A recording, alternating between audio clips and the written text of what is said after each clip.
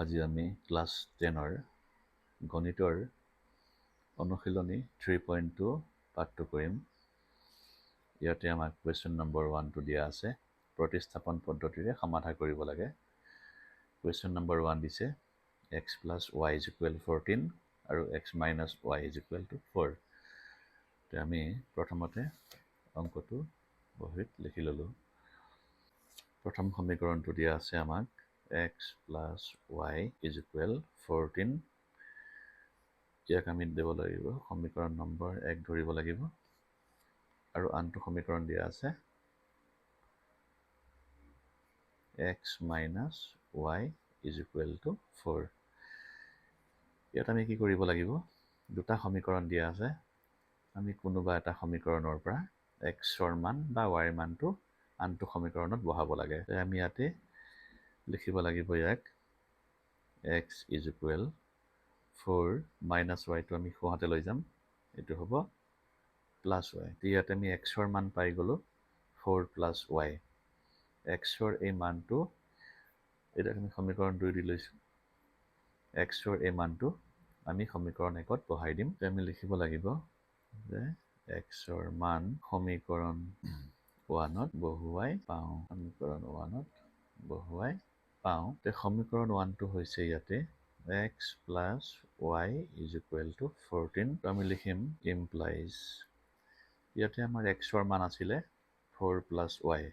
আমি ইয়াত x-ৰ জেগাত লিখিব লাগিব 4 + y। আৰু ইয়াতে +y আছে, +y টো আমি লিখি ল'লোঁ = 14। এইটো হৈ যাব 4 + y আৰু +y যোগ কৰিলে 2y = 14। implies 2y = হ'ব 14 আৰু এই 4টো আমি সোঁহাতে লৈ যাওঁ, এইটো হ'ব -4। implies 2y = এইটো 4y পৰা 14ৰ পৰা 4 মাইনাছ কৰিলে 10 থাকিব।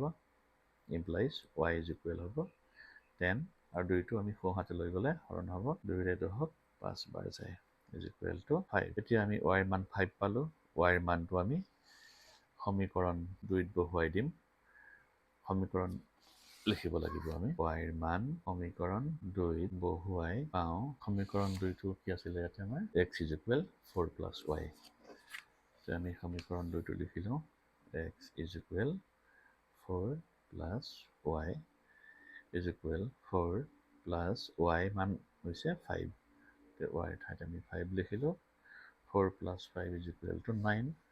এতেকে আমি লিখিব লাগিব x = x-ৰ মান 9 পালোঁ আৰু y ৰ মান আমি 5 পাইছিলোঁ।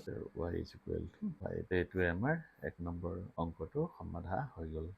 এতিয়া আমি 2 নম্বৰ অংকটো সমাধান কৰোঁ। 2 নম্বৰ অংকটো দিয়া আছে s - t = 3 আৰু s/3 + t/2 = 6। আমি অংকটো লিখি ল'লোঁ। এতিয়া আমি ইয়াক লিখিব লাগিব s - t = 3 implies s = 3 - t টো সোঁহাতে লৈ যাম, এইটো হ'ব +t। এইটো হ'ল কুৱেশ্যন নম্বৰ 1। আৰু আনটো সমীকৰণ আমাক দিয়া আছে s/3 + t/2 = 6। s/3 + t/2 = 6। ইয়াতে আমি মন কৰিব লাগিব তলত 3 আছে আৰু 2 আছে। 3 আৰু 2ৰ লসাগু হ'ব 6। আমি 6ৰে এই প্ৰতিটো পদকে পূৰণ কৰি দিম। প্ৰথমতে আমি 6ৰে পূৰণ কৰিব লাগিব s/3 প্লাছ আছে প্লাছ। এইবাৰ আমি 6ৰে পূৰণ কৰিব লাগিব t/2 ইকুৱেল আছে। এইবাৰ আমি 6ৰে পূৰণ কৰিব লাগিব 6। এইদৰে 6ৰে প্ৰতিটো পদকে আমি পূৰণ কৰি দিলোঁ। ইয়াত আমাৰ কি হ'ব 3ৰে 6ক দুবাৰ হৰণ যায়, 2 আৰু s পূৰণ কৰিলে হ'ব 2s প্লাছ আছে, ইয়াতে প্লাছ দিলোঁ। 2ৰে 6ক 3 বাৰ হৰণ যায়, 3 আৰু 3 আৰু t পূৰণ কৰিলে হ'ব 3t = 6 আৰু 6 পূৰণ কৰিলে হ'ব 36। এইটো হৈছে আমাৰ সমীকৰণ নম্বৰ 2। এতিয়া আমি ইয়াতে s-ৰ মান পাইছিলোঁ 3 + t। s-ৰ এই মানটো আমি সমীকৰণ 2ত বহাই দিম।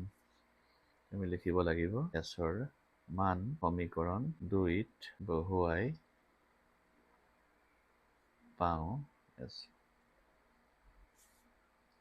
সমীকৰণ 2টো আছিলে 2s + 3t = 36 implies, ইয়াত আমি 2 লিখি ল'লোঁ আৰু s-ৰ ঠাইত আমি লিখিব লাগিব 3 + t লিখিব। s-ৰ মান 3 + t, ইয়াত লিখিব লাগিব 3 + t প্লাছ 3t আছে 3t is equal 36 দুইৰে ইহঁতক পূৰণ কৰিব লাগিব 2 3 গুণ 6 যোগ চিন আছে দুইৰে টিক পূৰণ কৰিলে 2t প্লাছ ইয়াত আছে 3t is equal to 36 6 2t আৰু 3t প্লাছ হৈ আছে প্লাছ কৰিলে হ'ব 5t is equal 36 implies 5t লিখি ললো এফালে থাকিব 36 এই প্লাছ 6 টো আমি সোঁহাতে লৈ গ'লে হ'ব -6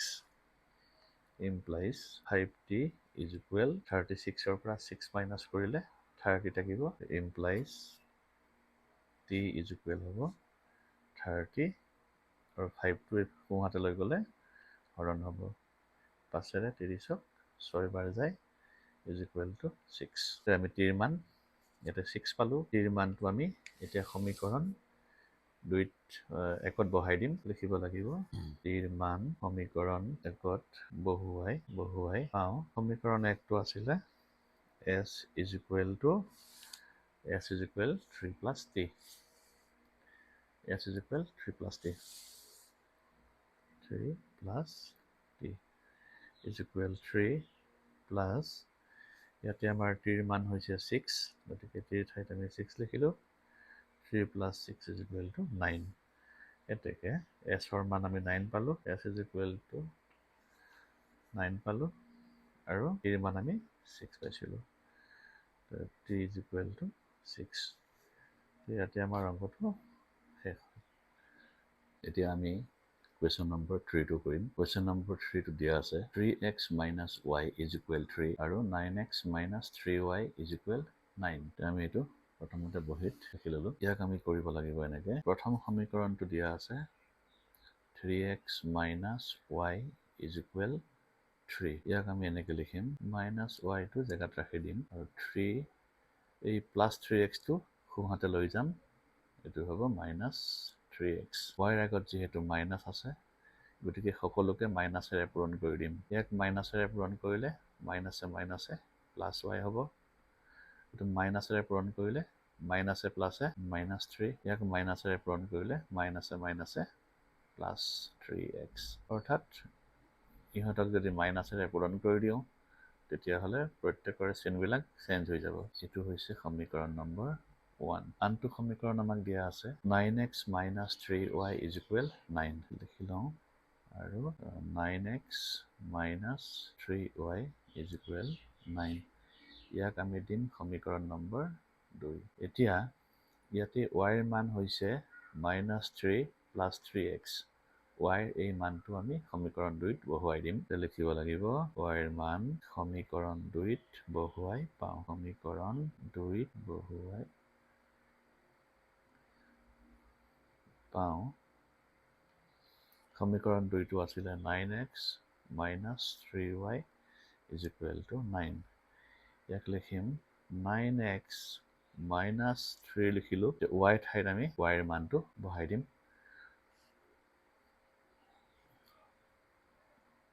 y ৰ মান হৈছে -3 plus 3x is equal to at 9 আছে implies 9x এতিয়া -3 দি পেলাই ইহঁতক পূৰণ কৰিব লাগিব -3 আৰু -3 পূৰণ কৰিলে মাইনাসে প্লাস হ'ব আৰু 3 আৰু 3 পূৰণ কৰিলে 9 আকৌ মাইনাসে প্লাসে মাইনাস আৰু 3 3 গুণ 9x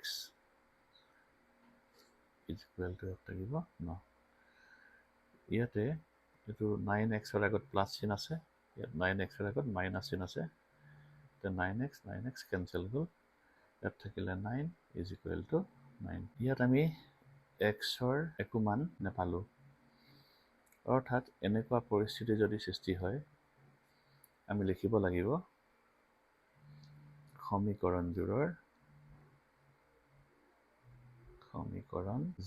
অসীম সমাধান আছে কাৰণ ইয়াত আমি যদি সমীকৰণ দুটা মন কৰো তে দেখিম যে ইয়াতে আমি যদি a1 by a2 লওঁ তে 3 by 9 তাৰ মানে কটাকটি কৰিলে 1 by 3 হ'ব এটো b1 by b2 হলেও -1 by -3 কটাকটি কৰিলে 1 by 3 থাকিব তো C1/C2 হ'লেও কটাকটি কৰিলে 1/3 থাকিব। তাৰ মানে A1/A2, B1/B2 আৰু C1/C2 সমান হ'ব। আৰু তেনে কণ্ডিশ্যন হ'লে আমি গম পাওঁ যে সমীকৰণ দুটাৰ অসীম সংখ্যক সমাধান থাকে। সেয়েহে অংকটো আমাৰ ইমানতে সমাপ্ত। এতিয়া কুৱেশ্যন নম্বৰ 4টো আছে 0.2x plus 0.3y আৰু 0.4x plus 0.5y is equal 2.3. এতিয়া আমি অংকটো প্ৰথমতে বহীত লিখি ল'লো। এতিয়া আমি ইয়াক সমাধান কৰিম। প্ৰথম সমীকৰণটো হৈছে 0.2x plus 0.3y is equal 1.3. ইয়াক আমি দিলো সমীকৰণ নম্বৰ 1 আৰু আনটো সমীকৰণ আছে 0.4x plus 0.5y is equal 2.3. ইয়াক আমি লিখিব লাগিব 0.4x is equal এফালে আছে 2.3 আৰু 0.5y টো সোঁহাতে লৈ যাওঁ মাইনাছ হৈ যাব। এই ইমপ্লাইজ x is equal হ'ব 2.3 minus 0.5y টো ওপৰত লিখিব লাগিব এইখিনি আৰু 0.4 টো সোঁহাতে গ'লে তলত হৰণ।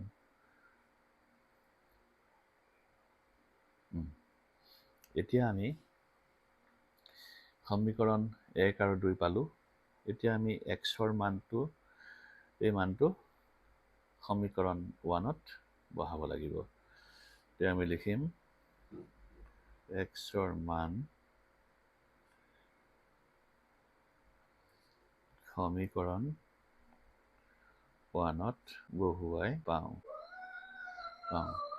সমীকৰণ 1টো আছিলে 0.2x plus 0.3y is equal 1.3. তো আমি ইয়াতে মানটো বহাই দিওঁ 0.2 লিখিলো। এতিয়াতে আমাৰ x আছে, xৰ জেগাত আমি এই মানটো বহাই দিওঁ 2.3 minus 0.5y by 0.4.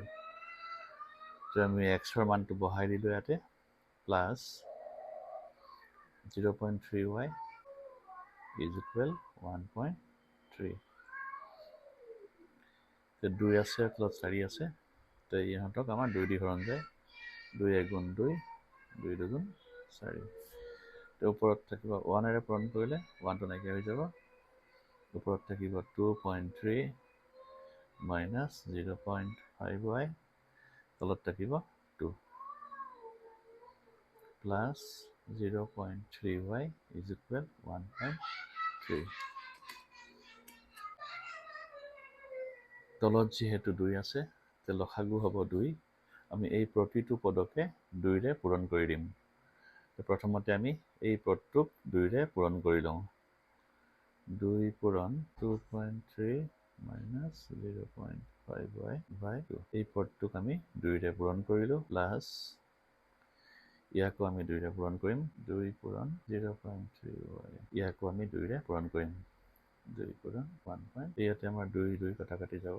ইয়াত থাকিব 2.3 minus 0.5y প্লাছ 2ৰে এইটো পূৰণ কৰিলে হ'ব 0.6y আৰু 2ৰে এক পূৰণ কৰিলে হ'ব 2 × 26 দশমিক পঢ়িব 2.3 লিখিলো।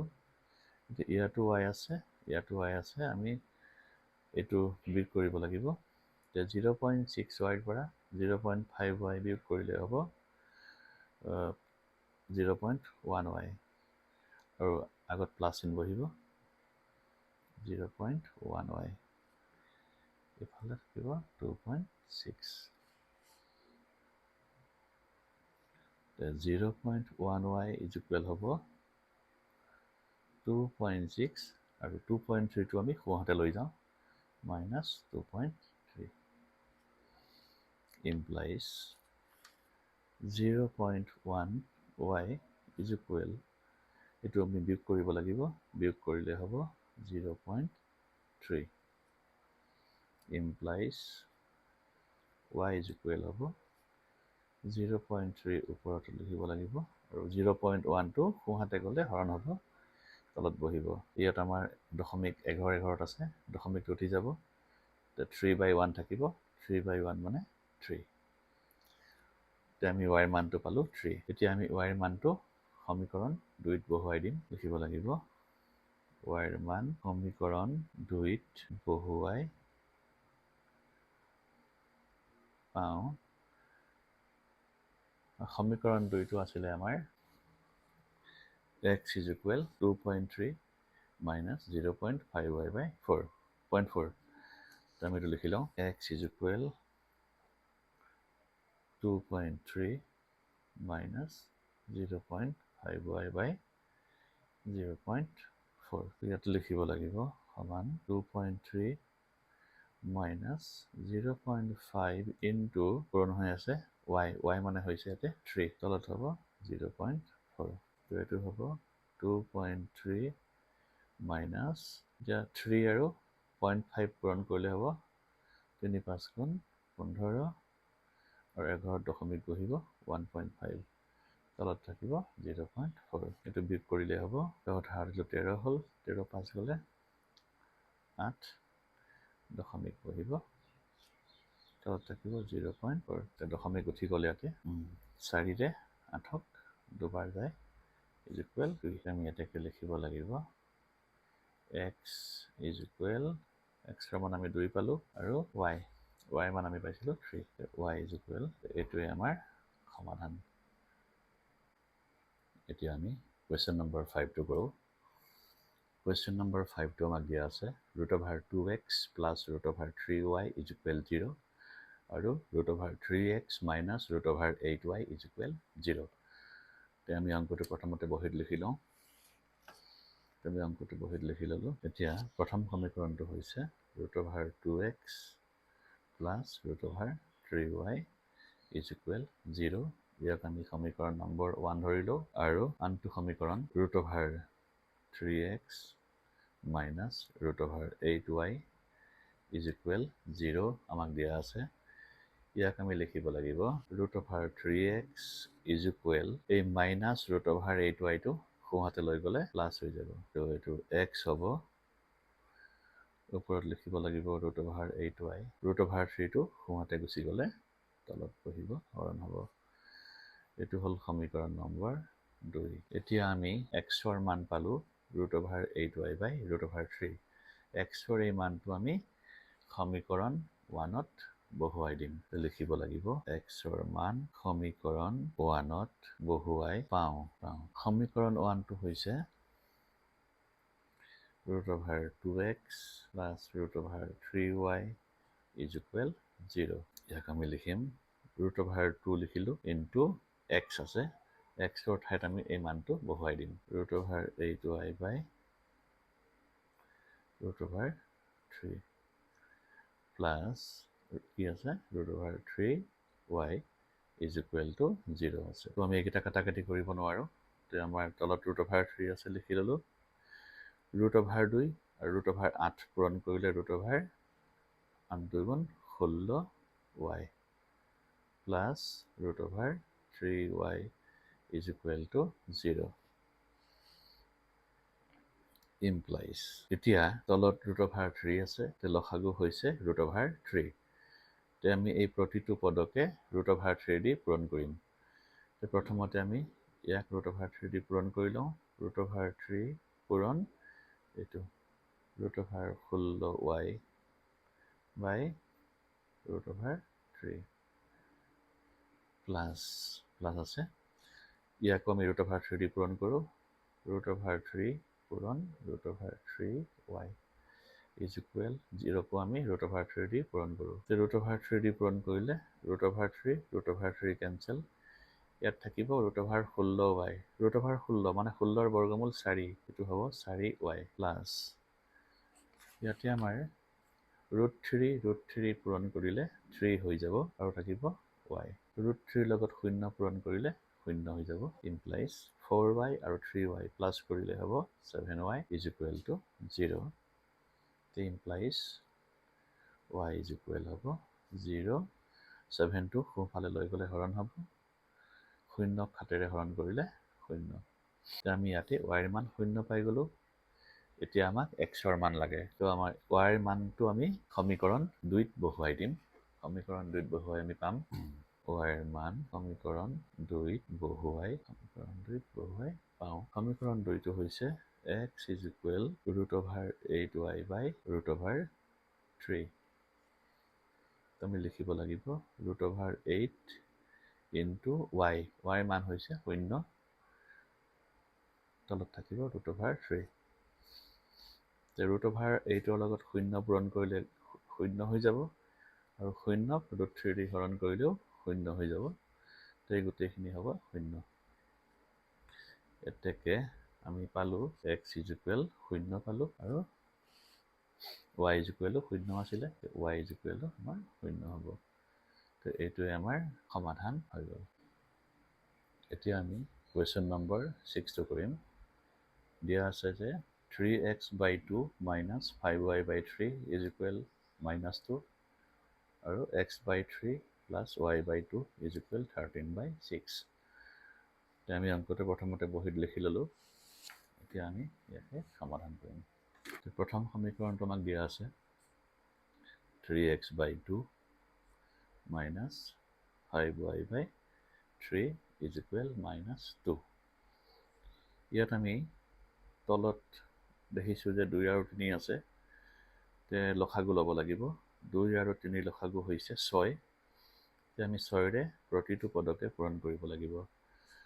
আমি লিখিব লাগিব ইয়াক 6 ইনটু 3x/2। মাইনাছ আছে, মাইনাছ দিলোঁ।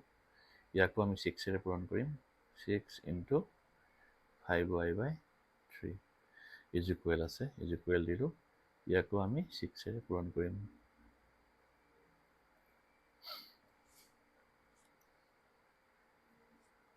দুইৰে 6ক 3বাৰ হৰণ যায়, 3 3 গুণ 9x। মাইনাছ আছে, মাইনাছ দিলোঁ। 3ৰে 6ক 2বাৰ হৰণ যায়, 2 5 গুণ 10y ইজ ইকুৱেল। ইয়াতে পূৰণ কৰিলে কি হ'ব? ইয়াত প্লাছ আছে, ইয়াত মাইনাছ আছে। প্লাছে মাইনাছে মাইনাছ, আৰু 6 2 12। তো এইটো হ'ল সমীকৰণ নম্বৰ 1। আৰু আনটো সমীকৰণ আমাক দিয়া আছিলে x/3 plus y/2 is equal 13/6। লিখি লওঁ x/3 plus y/2 is equal 13/6। ইয়াত আমি মন কৰোঁ তলত 3 আছে, 2 আছে, আৰু 6 আছে।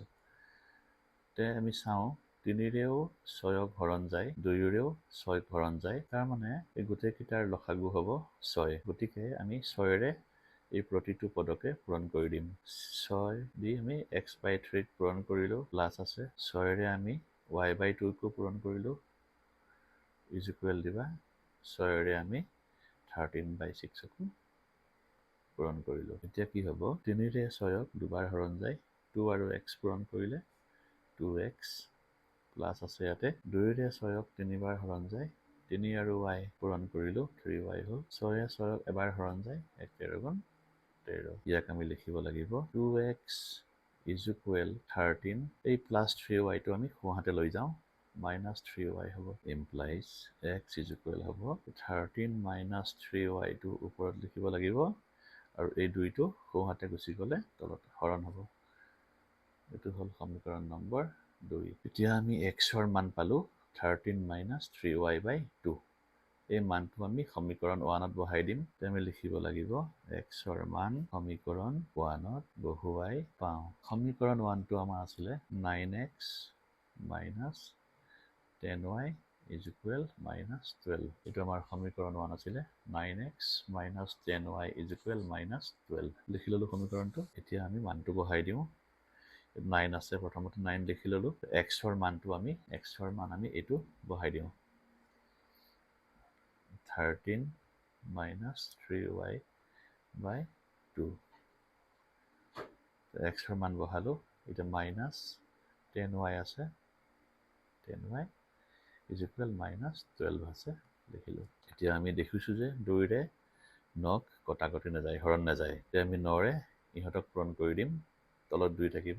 9 আৰু 13 পূৰণ কৰিলে হ'ব 117 মাইনাছ 9 3 গুণ 27 y গোটেইখিনি ব্ৰেকেট দি ল'লোঁ মাইনাছ ইয়াত থাকিলে 10y ইজ ইকুৱেল মাইনাছ 12 এতিয়া তলত যিহেতু 2 আছে আমি 2টো নোহোৱা কৰিব লাগিব লসাগু হ'ব 2 তলত 2 আছে লসাগু হ'ব 2 এই প্ৰতিটো পদকে আমি 2ৰে পূৰণ কৰি দিম প্ৰথমতে আমি ইয়াক 2ৰে পূৰণ কৰোঁ 2 পূৰণ 117 বিয়োগ 27y তলত 2 এইখিনিক আমি 2ৰে পূৰণ কৰিলোঁ মাইনাছ ইয়াকো আমি 2ৰে পূৰণ কৰিব লাগিব 2 পূৰণ 10y ইয়াকো আমি 2ৰে পূৰণ কৰিব লাগিব 2 পূৰণ মাইনাছ 12 2ৰে পূৰণ কৰিলে 2 2 কাটা কাটি যাব ইয়াত থাকিব 117 মাইনাছ